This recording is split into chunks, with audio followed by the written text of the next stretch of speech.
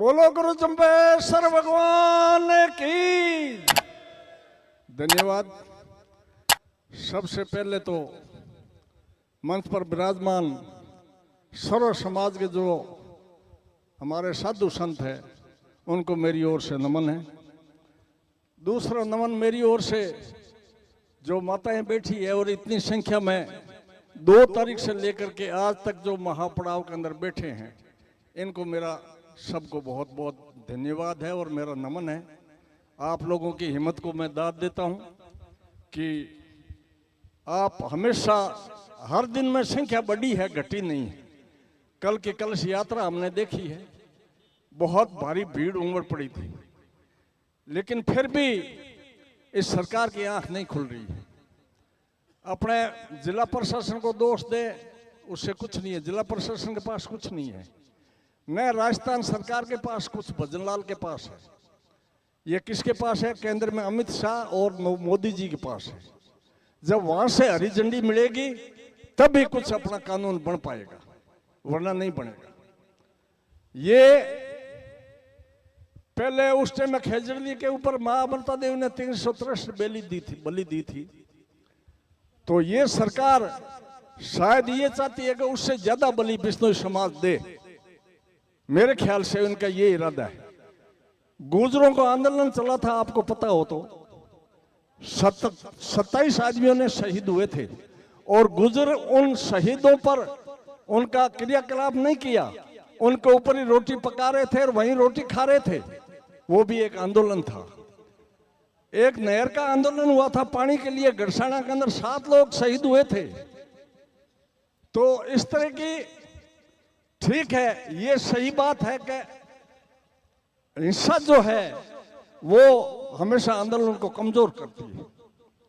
अहिंसा से जो गांधी जी ने जीता था, इस तरह से अगर अपने साधु संत बैठे हैं, सब अपना समाज बैठा है और उसमें अपने अगर देंगे तो अपनी जीत निश्चित होगी।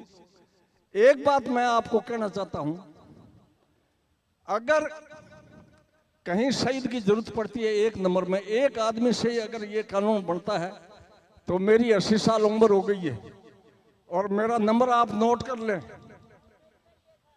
94 601 26 719। आप मुझे कॉल कर देना, मैं हाजिर हो जाऊंगा। एक आदमी की अगर जरूरत पड़ती है तो। दूसरा, अपने को जैसे गुर्जरों में शहीद हुए थे इस तरह शहीद होना पड़ेगा, क्योंकि जब दिल्ली के चारों तरफ किसानों ने घेराव किया था और आंदोलन किया था, उस टाइम में मोदी सरकार की आंख नहीं खुली थी। 70 किसान शहीद हुए थे और लाखों के लोगों में तादाद चारों तरफ दिल्ली को घेर लिया था, लाल किले के ऊपर झंडा फहरा दिया था, लेकिन फिर भी उन्होंने कोई MFC नहीं बनाई, नहीं कोई रेट तय की, नहीं किसानों की कोई मांग मांगी। ये इतने जिद्दी आदमी है। ये कहते हैं अगर भगवान है तो जैसे रावण और ये कंस कहते थे ना कि भगवान हम ही है। भगवान कौन है? कोई नहीं है।